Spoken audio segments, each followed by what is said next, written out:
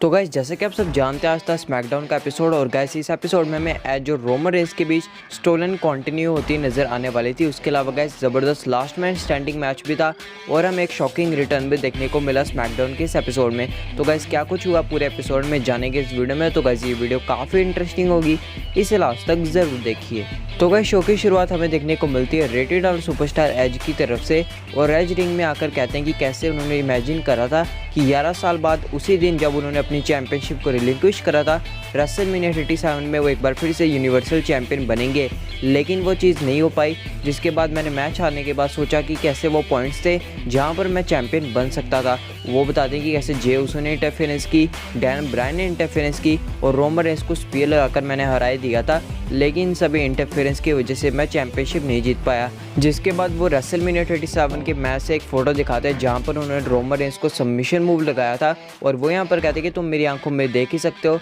कि कैसे मैं रोमन रेंस को हराने वाला था और रोमन रेंस की आंखों में देखो वो डर दिख रहा था हार का। और अब रोमन रेंस भी ये जानता है कि एज उसे हरा सकता है और मनी इन द बैंक में ऐसे ही होने वाला है। और गाइस कुछ इस तरीके से एज की तरफ से हमें काफ़ी फायरी प्रोमो देखने को मिलता है और स्मैकडाउन की शुरुआत हो जाती है। उसके बाद गाइस हमें देखने को मिलता है नेक्स्ट मैच जहाँ शिंस्के नाकामुरा और बिगी की टीम फेस करती है किंग कॉर्बिन और अपोलो क्रूज को।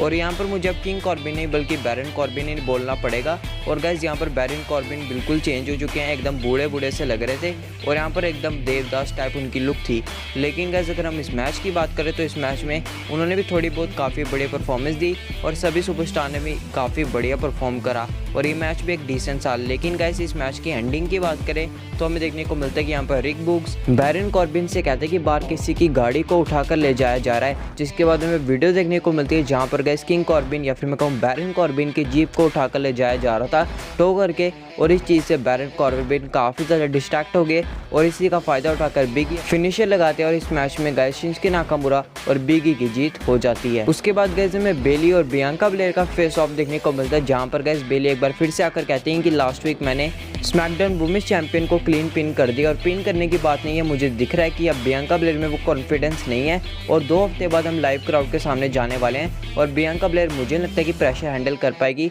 इसलिए मैं उससे बेटर चैंपियन और मुझे चैंपियन बनना चाहिए। जिसके बाद यहाँ पर वो बियांका ब्लेयर को कॉल आउट करती हैं और यहाँ पर बियांका आकर कहती हैं कि बार बार तुम आकर चैंपियनशिप की मांग करती हो, तुम्हें पता नहीं कितनी बार मैं हरा चुकी हूँ लेकिन बार बार तुम आकर चैंपियनशिप की डिमांड करती हो और इस बार मैं एक ही बार में खेल ख़त्म करने वाली हूँ क्योंकि हम मनी इन द बैंक में करेंगे एक आई क्विट मैच अगर WWE ऑफिशियल्स इस मैच को अनाउंस कर दें। जिसके बाद हमें देखने को मिलता है कि बेली कहती है तो मुझे आई क्विट मैच के लिए चैलेंज करोगी और मैं आई क्विट नहीं बोलने वाली, अगर मेरा WWE करियर भी खत्म हो जाए मैं तब भी आई क्विट नहीं बोलूँगी। और वो यहाँ पर ऑन द लाइन लगा देती हैं बातों ही बातों में अपना स्मैकडाउन का करियर। वो कहती हैं अगर मैं हार गई तो मैं स्मैकडाउन में नहीं आऊँगी, मैं WWE में नहीं दिखूंगी और मैं रेसलिंग करना भी छोड़ दूंगी। जिसके बाद बियांका यहाँ पर हंसना स्टार्ट करते हैं और बेली कहती है कि ये पागल होगी, हंस क्यों रही है। और यहाँ पर बियांका कहती हैं कि मैं इमेजिन कर रही हूँ कि कब आई क्विट बोलोगी और तुम्हारा चैप्टर मैं क्लोज कर दूंगी। जिसके बाद बियांका यहाँ से चली जाती हैं और गाइस इस मैच को ऑफिशियल भी कर दिया गया है। हालांकि गाइस अभी ये नहीं पता कि यहाँ पर बेली का करियर ऑन द लाइन होगा या फिर नहीं। उसके बाद हमें बैकस्टेज जिमी यूसो और पॉल हेमन देखने को मिले और यहाँ पर जिमी यूसो कहते हैं कि एज हमारी बेइज्जती करते जा रहा है लेकिन यहाँ पर रोमन रेंस कहाँ पर है। जिसके बाद पॉल हेमन कहते हैं कि रोमन रेंस अपने टाइम पर आ गया, वो ट्राइबल चीफ है और वो तुम्हारे हिसाब से या फिर एज के हिसाब से नहीं चलने वाला। जिसके बाद जिमी यूसो कहते हैं कि क्यों ना मैं आज रात मेन इवेंट में एज को चैलेंज कर दूं और मैं अकेले एज को हैंडल कर सकता हूँ। रोमन को मैं दिखा दूंगा कि मैं भी उसका राइट हैंड मैन बन सकता हूँ जैसे कि जे ऊसो था। और पॉल हेमन भी इस बात पर एग्री कर जाते हैं और गाइस मेन इवेंट के लिए इनका ये सेगमेंट कंफर्म हो जाता है। उसके बाद हमें केविन ओवेंस और सैमी ज़ेन के बीच एक लास्ट मैच स्टैंडिंग मैच देखने को मिलता है और आप सब जानते हैं जो भी सुपरस्टार इस मैच को जीतने वाला था उसे स्पॉट मिल जाता money in the bank ladder match के लिए। और गाइस इस मैच की बात करें तो एकदम ज़बरदस्त ये मैच था और जितनी भी बार हमें इन दोनों सुपरस्टार के बीच मैच देखने को मिलता है गाइस मैं हमेशा यही कहता हूँ कि जितनी बार भी इनका मैच हो जाए ये कभी भी बोर नहीं करते। और ऐसा ही कुछ इस मैच में था जहाँ पर हमें गाइस टेबल के थ्रू काफ़ी बढ़िया स्पॉट्स देखने को मिले और वो स्पॉट तो काफ़ी कमाल था जहाँ पर हमें देखने को मिलता है कि सैमी ज़ेन केविन ओवेंस को 2 टेबल्स के ऊपर फेंक देते हैं और मुझे लग रहा था कि केविन ओवेंस का काम तमाम हो जाएगा, लेकिन यहाँ पर किसी तरीके से केविन ओवेंस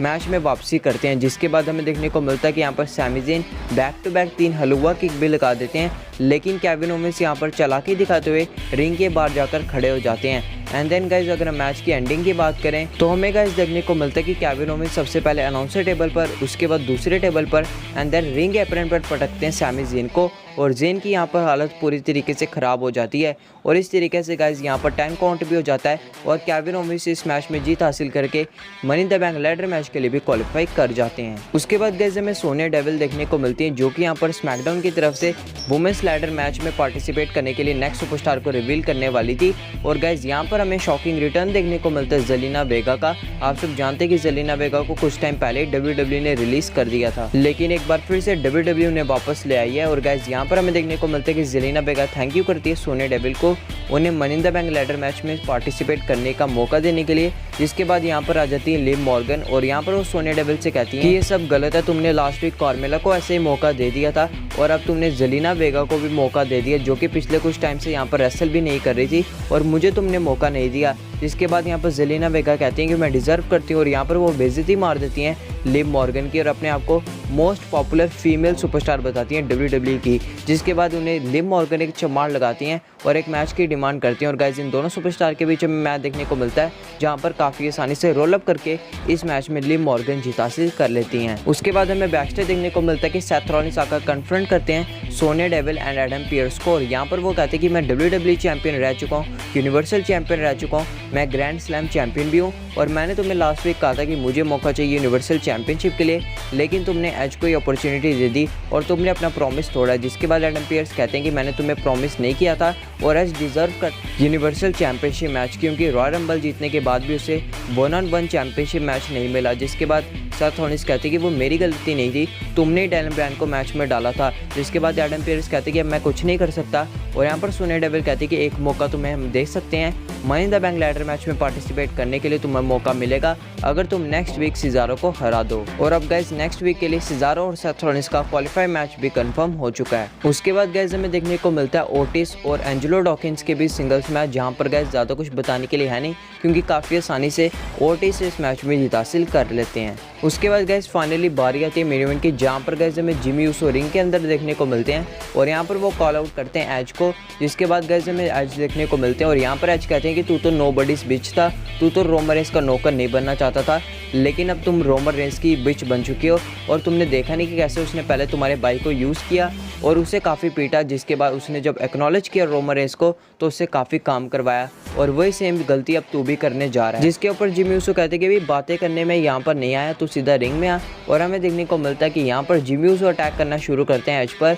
लेकिन एज यहाँ पर वापसी करते हुए जिमी यूसो को ठिकाने लगाते हैं। लेकिन यहाँ पर फिर से एक बार वापसी करते हैं जिमी यूसो और वो यहाँ पर एज की धुनाई करते हैं। लेकिन गाइज मुझे यहाँ पर लग रहा है कि रोमन रेंस आकर अटैक करेंगे एज पर, लेकिन ऐसा हुआ कुछ भी हमें सेगमेंट में देखने को नहीं मिला और गाइज पूरे तरीके से यहाँ पर एज ने डोमिनेट करा और रोमन रेंस के भाई यानी कि गाइस जिमी यूसो की एकदम बुरी हालत कर दी और वो यहाँ पर स्टील चेयर का जो रॉड वाला हिस्सा होता है वो निकालते हैं और उसी तरीके से सबमिशन मूव लगाते हैं जैसे उन्होंने रोमन रेंस को रेसलमेनिया 37 में लगाया था। और गाइस कुछ इस तरीके से स्मैकडाउन का एपिसोड और फिर चले जाता है। तो गाइस ओवरऑल पूरे शो की बात करें तो गाइस आज का शो काफ़ी ज़्यादा एंटरटेनिंग था। रोमन रेंस की कमी ज़रूर थी लेकिन उसे कहीं ना कहीं एज ने भी पूरा कर दिया। लेकिन गाइस आई होप आपको आज की हमारी वीडियो पसंद आई होगी। तो गाइस इस वीडियो को लाइक की मैंने तो कहीं मत जाना और गाइस साथ ही साथ आप कर सकते हैं चैनल को सब्सक्राइब और नोटिफिकेशन बेल आइकन को ऑन, ताकि आपको हमारे चैनल पर ऐसी WWE से जुड़ी इंटरेस्टिंग वीडियोस देखने को मिलती रहे। तो मिलते हैं अपनी अगली वीडियो में।